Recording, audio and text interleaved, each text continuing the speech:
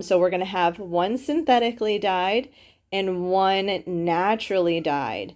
And we're going to see the hot pinks that I can achieve with these. You like those? Yeah. I know, they're so soft, aren't they? All right, hey everyone. So we are doing a little YouTube experiment. No, Mommy. No, they're yours. Mommy, no. No, Mommy. No, I need them though. All right, so don't mind my kids in the background. One needs to take a nap. The other one. I'm gonna tell you, John Cena. The other one thinks he's John Cena. So anyways, with all of this Barbie craze going on, hot pink is just on the brain, on my mind. I'm seeing hot pink knits everywhere, hot pink yarn everywhere. Recently, I was looking at beanie hat patterns. So I wanted to make myself one for the winter. So this will be my own personal hat for the winter. And so I came across this Sari Nordlund hot pink hat. Now hers is made out of, I think it's made out of a worsted. I don't want such a thick hat. I live in a climate where even in the winter it doesn't get super cold. So I almost feel like a DK weight hat is about as thick as I want to go for a beanie hat myself, or like a double layer fingering hat, right? So I'm currently doing the Musselburgh beanie hat pattern for my oldest son, and I'm actually really enjoying it. It's just one of those like mindless knits. Once you get past the increases, and you're just kind of in the round for, you know, whatever, 18 inches or so. It's just a really nice knit. I'm using a 3mm. So, I mean, I am looking at other patterns just to see if maybe there's other ones that I would be open to doing. But I had two fingering weight yarns. I have just my superwash. This is my 100% minimalist, 100% merino, you know, like can't go wrong with it, fingering weight. And then I also do have a single ply organic fingering weight, and I kind of went back and forth on whether or not I wanted to use my superwash or use my non-superwash, but I think I'm just, for this project in particular, I think I'm just going to stick to the superwash. So the project for this video is to see the difference between a hot pink that is achieved synthetically and a hot pink that is achieved naturally. Now, I may, depending on how the color turns out, I may not share like the exact percentages and everything like that, like my formula, just in case I do end up using it as a colorway for my shop, which is the Eclectic Sook. I'm on Etsy. Once business picks up in the future, God willing, I will eventually branch out to my own website, but until then I'm selling on Etsy. So that's going to be the experiment for this video. So we're going to have one synthetically dyed and one naturally dyed. And we're going to see the hot pinks that I can achieve with these. So if you are interested in seeing how this experiment turns out, follow me along. So this is my synthetic bath. I'm going to do my synthetic bath one day, and then I'll do my natural bath another day. It's just today's kind of a busy day, and the one pro to synthetic dyeing is that it's super easy and it's super quick in comparison. When you are naturally dyeing, you have to prep a little bit more ahead of time. The prep takes a little bit longer, and just the preparation of the dye takes a bit longer, and so definitely keep that in mind if you do opt to get into natural dyeing. I do think this is going to be a warmer hot pink, but I'm really happy about the results so far. So I will be back when it has exhausted, and I may show it to you while it's wet. I may just wait until it's dry, but so far this is my synthetic hot pink experiment. Hello, we are back the next day. Today we're doing the synthetic hot pink. We are currently mordanting, so the yarn soaked in water all night. And now I'm just mordanting. I usually use anywhere from 8 to 14% weight of fiber of alum. Depending on the dye that you use is really dependent, I feel like, on the percentage. I know some dyers, they just kind of stick to a certain percentage of alum, and that's just what they always use no matter what. But there actually has been some studies to show that certain percentages of alum work better with different dyes. Same thing with cream of tartar too. Like, I think it was Weld. There was an experiment done with Weld that showed that you got brighter yellows with Weld if you didn't use cream of tartar in your mordanting process, which maybe not a lot of people actually even use cream of tartar.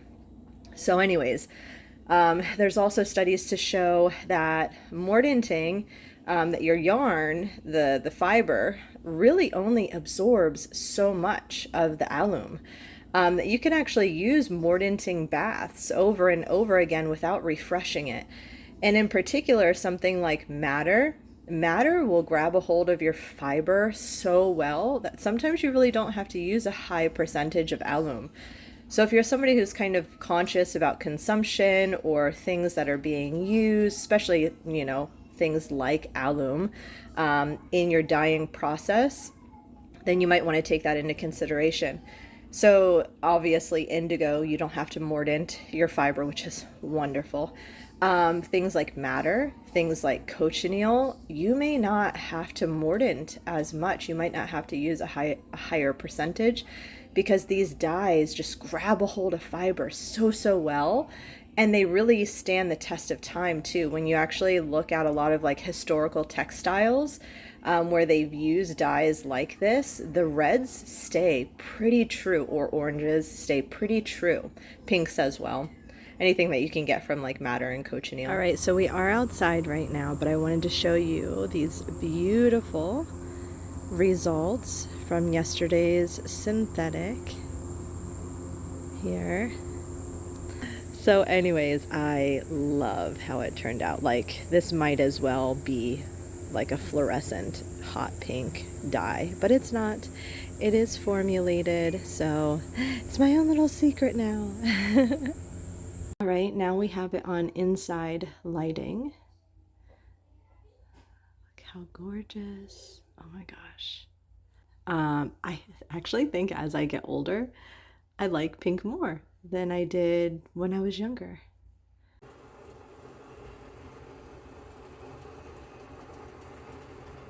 All right, so I will say, despite what you may see here, I do think that this experiment is possibly not a fail, but definitely not what I was envisioning.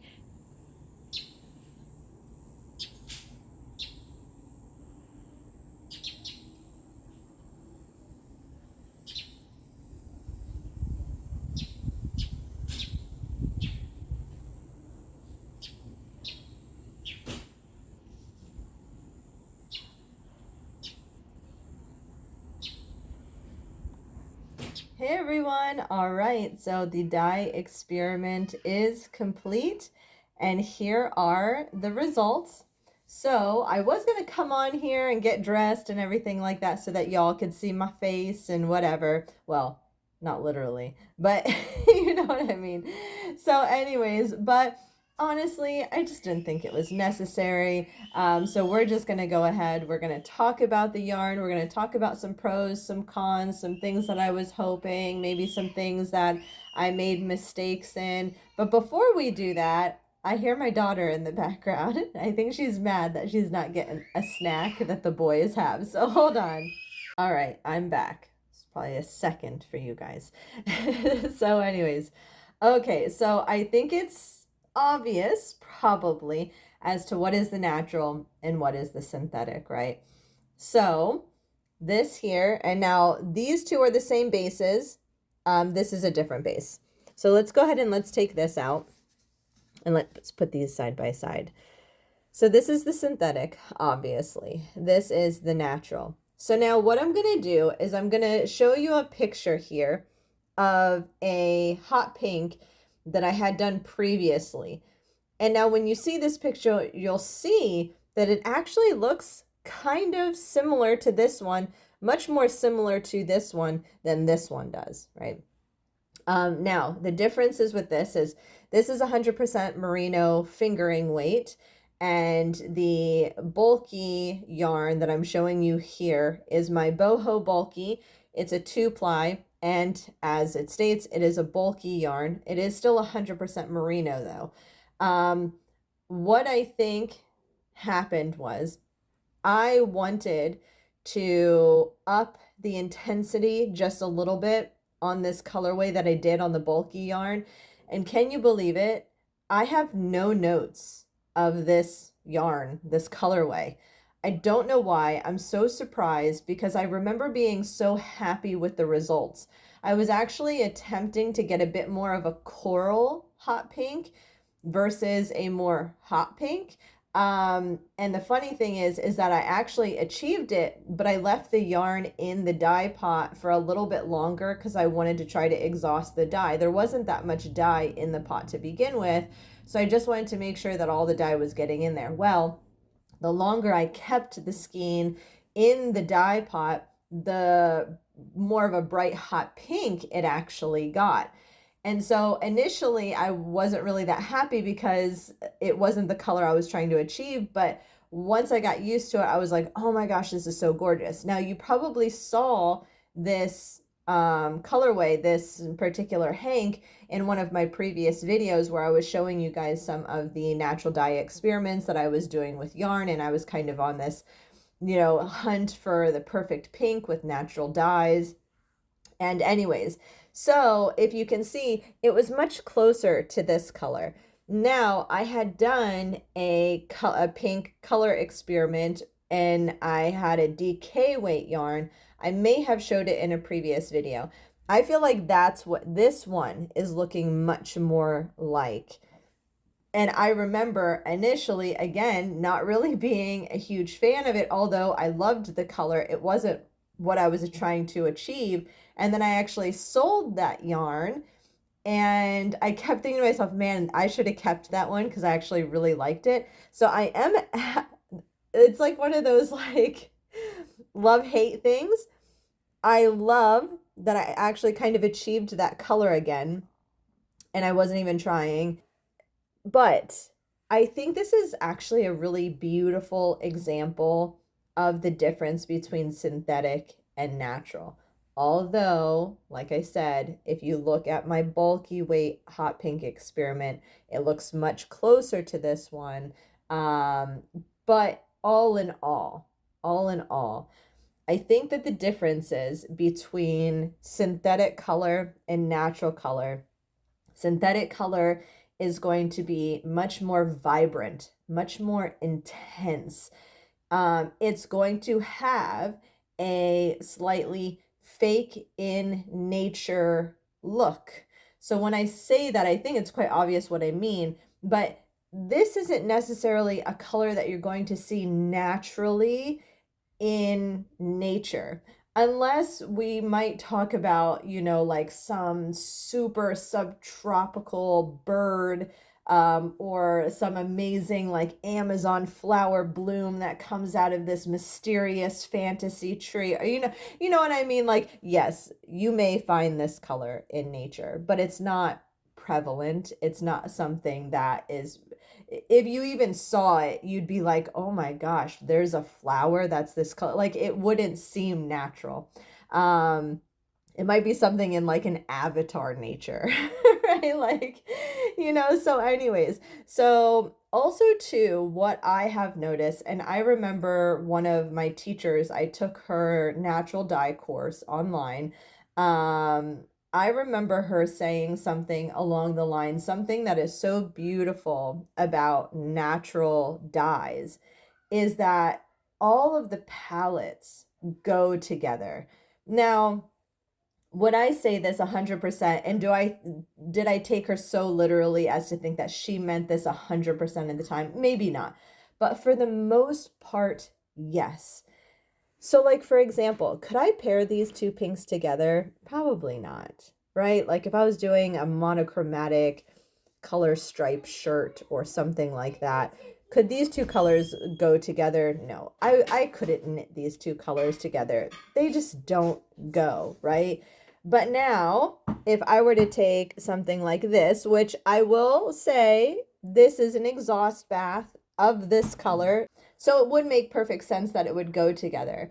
But even if I were to bring some of my other natural dyes over here, like, hold on one second. Okay, so now I have this kit here. This is a kit I put together for, I think it was the Sis Love Shawl. I don't have it up for sale yet. I have these two separate colorways, but anyways, I'm not going to take it out of its bag. It's too fussy. But anyways, but you can see, if I wanted to add a little bit more of a pop of color, realistically, I could add that. I mean, maybe not everybody would want to, but I could. And I do think it would go. Like, again, you know, maybe it's a preference thing, but I don't think it would look bad, right? You know, whereas if I were to add this one, yeah, no, that's going to be like, no, there's no way that those are going to go together. Just like, I don't have this up on my shop yet. This is my organic vintage single. Beautiful. This is over dyed. It's just a really beautiful, like oceany sea foam. I don't know how to describe it, but no, these two together, that's beautiful. That's really beautiful. Like if this colorway were on, I think the single ply, that would be a beautiful combination. Let me see another one. This is another single ply, my organic vintage single. And this is just like so squishy and luscious. I have to, like, I absolutely love the single ply, and it's fingering weight too. These two together, that is so pretty. That's so pretty. That works together. In my opinion, that works together. And two, just a little bit off topic, how pretty are those together? Like seriously, if you have like a shawl or something like that where you need you know, two colors, this will work together. I don't have these up on the website just yet.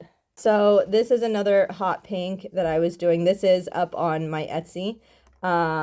So you can see, here's another hot pink, but you do see it is quite similar to that, right? It's just, this is a different base. I can't remember what this base, I want to say this is tinsel and wool. So now let's kind of go into, I feel like I'm probably going to be editing quite a bit because I feel like I'm talking a lot. I'm changing positions if my voice is projecting differently. So this was the exhaust bath of this. This is a non-superwash though. This is non-superwash worsted weight. Beautiful base. I really think, okay, so now I'm a white girl. So, you know, no doubt I'm European for the most part. I have ancestry from Sweden, or Switzerland, sorry, Germany, Ireland, Scotland, England. I think that's kind of like my main bloodlines. So it's no doubt that my heart screams for cooler weather. But my mama and my daddy wanted to be by the beach.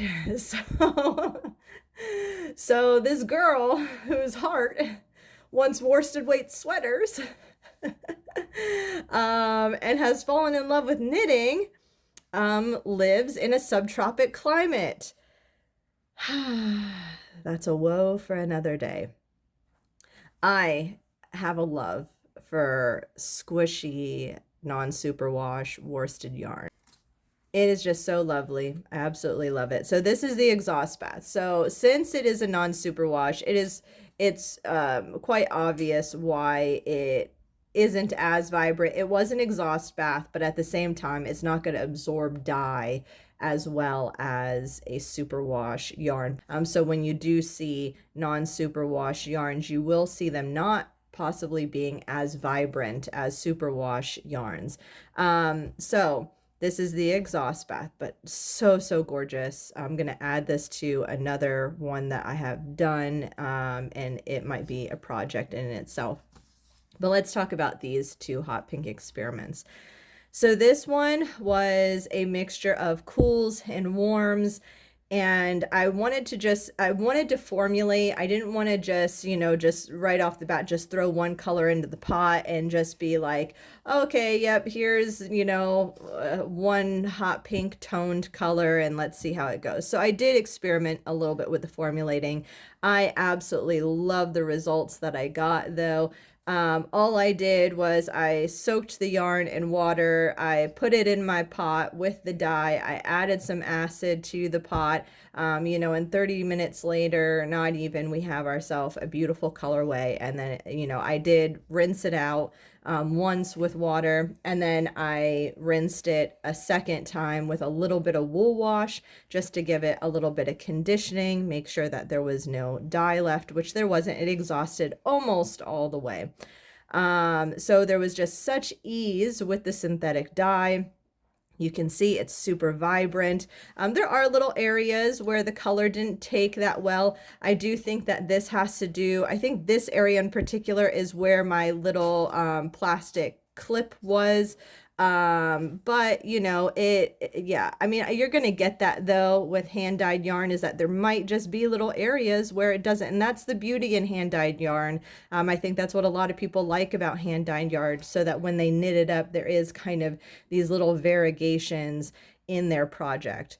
All right, so let's go into talking about the naturally dyed yarn.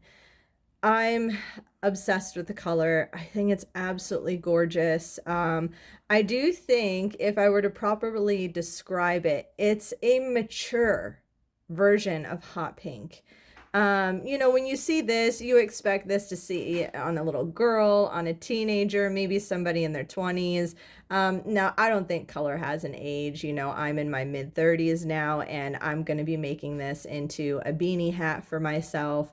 So, hey girl, you're 100 years old and you want to wear fluorescent hot pink, go at it. It does not matter. But I do think that there are some people who are a little bit more conscious when it comes to color and aging, right?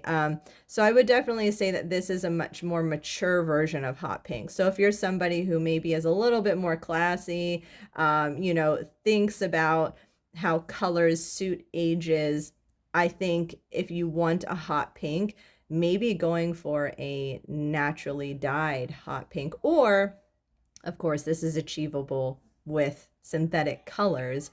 It would probably be more so geared towards like a dusty rose or something like that. That might be kind of like the colorway that you'd be looking for. It is just so gorgeous. I've not seen synthetic yarn in this particular color. I've seen things similar to it, but not like this shade in particular. It's just really, really beautiful. I honestly, my eyes cannot tell if this runs cool or warm or not. I definitely think that this runs warmer, but at the same time, I know what colors are in this. I think that this is so bright that you can kind of see some of the more warm tones screaming out at it, whereas this one may run a little bit cooler. It may. So that might be something to keep into consideration as well when naturally dyeing, is that you may not always be able to understand the undertones that you're getting from certain colors because it fluctuates so much with natural dyes. The hue, the tone, the depth of shade, the intensity, it's all incumbent on your percentage, the amount of water you're like the kind of water you're using, the additives that maybe you're using, the yarn that you're using, how long the yarn is in the water for. There's so many variables with natural dyes that it is just so unpredictable sometimes, even if you go in and do the same exact thing. So these things make dyeing with natural dyes a beautiful experience, but for somebody who really seeks consistency, or or you're wanting to reproduce things for your customers, it can cause a little bit of chaos, or the feeling of chaos, or frustration even. um, so with the natural dye process in comparison, so you are soaking the yarn just like you are with this one, but now you're having to mordant the yarn, which you're not having to do with the synthetic. The mordanting process could be anywhere from overnight, just to make it easy for yourself. If you're doing a cold process, this of course is something different. If you're doing the normal hot process, really you only need to mordant it for 30 minutes, maybe an hour on a really low simmer if you're just wanting to make sure that you're mordanting it really well. But 30 minutes I think is definitely suitable for mordanting, in my opinion, from my experience, my very limited experience. So that's a process. And then you're having to get the dye together, the natural dye together, which you need to formulate and get your dye together here. But here, now you're having to extract the dye.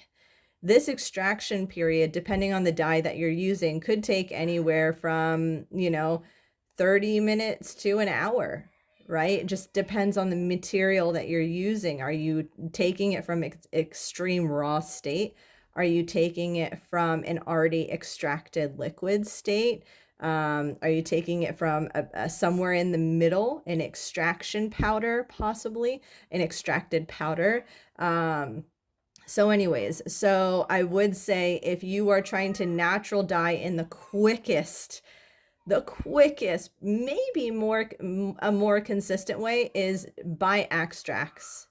Don't buy the raw material, buy the extracts. They're much more expensive, but you use a lot less of them. And from what I hear, I don't necessarily have tons of experience with extracts. I do have a fustic extract, but the exhaust bath aren't as good, because with the raw material, you can keep extracting it and keep extracting it. And so you can still get dye out of the raw material, which once the extract is extracted, like in the water, it's pretty much done. But you can get an exhaust bath from it, obviously, because if there's still dye in the pot. But the process is much more lengthy. And then even when I was dyeing, I was constantly checking it. I was trying to fuss with pH. I was adding a little bit of acid to it to try to remove some of the cooler, more purple undertones and try to bring out the warmth of this particular dye. When this dye is in a more acidic state, like most more kind of red pink dyes are, it will tread more orange. When it's in more of an alkaline state, it will tread more purple. It's really beautiful that way. You can achieve so many different colors with this particular dye. But at the end of the day, it is a little bit unpredictable. And so, although I love the outcome of it, if I was on the hunt to try to get something closer to the synthetic, I would be disappointed and I'd be frustrated, despite the fact that I had gotten a pink before that was a little bit closer to this color, right, that I had showed you earlier. Now, I will say there may be some reasons for that. I wanted it to be more intense. I wanted it to be a little bit brighter. So in that, I used a little bit of a higher percentage of dye. Now, in reality, that didn't make it brighter or more intense. It made it richer.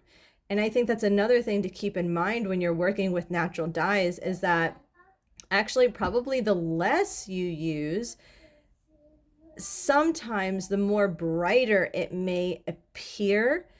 The more you use, the richer it's going to be, because we're thinking these are dyes from nature. There's I wouldn't necessarily say that there's, when you think of nature, when you think of earth tones, there's nothing really bright about them. They're warm and they're cozy and soft and soothing, calming. They're not frantic and crazy. They don't scream at you. They sing at you. And that's what I feel with this. I feel like this girl wants to go to a party and this girl wants to read poetry. So this is my beautiful hot pink experiment here. This is my synthetic. This is both my naturals. This is the original bath. This is the exhaust bath. These are both 100% merino fingering. These are on my minimalist fingering weight base. This is a non-superwash worsted, which I do not have in my yarn collection, my yarn stock as of right now.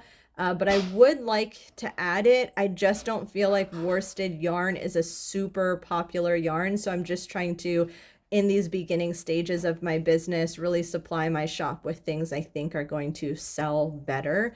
But I would love to add this worsted to my yarn collection for the shop eventually. So hopefully you guys enjoyed this. It probably was a little bit more, oh, my daughter's here. It probably was a little bit more long-winded than what was necessary, but I really enjoy talking about these things. I think more information is better than less information. I could have simply said, this is the experiment I was doing. These are the results. These are the pros and cons, period. That's it. But I think sometimes, especially if you're watching this video, it might be because you actually are really interested and you're really wanting to learn versus just wanting to see some finished product. So yeah, so if you guys enjoy these, please like this video, subscribe to the channel, and I will do more in the future. As many as I can do, I will do. Of course, you know, I only have so much yarn to waste, so maybe some of these might end up on my shop as just little, like, you know, one skeins, but hey, perfect for, you know, mittens, hats, little one skein wonder shawls, a little pop of color work, you know, in your project, whatever it may be. So if you ever end up liking any of these, if I don't totally say I'm keeping these for myself, do check my Etsy shop. It may in fact actually be up there. Or you can leave a comment down below in the video and be like, hey, I absolutely love that one colorway that you did. Are you selling that? And then we can just go ahead and chit chat over Instagram or, you know, on Etsy. Just go ahead and email me. So anyways, that is it. I have a baby who decided to take off her diaper next to me. So anyways, like I said, hopefully you enjoyed this video. Like it if you did. Leave your comments down below if you have any questions, and subscribe if you haven't already, and leave me some ideas for maybe some future dyeing videos that you'd like to see. All right, bye.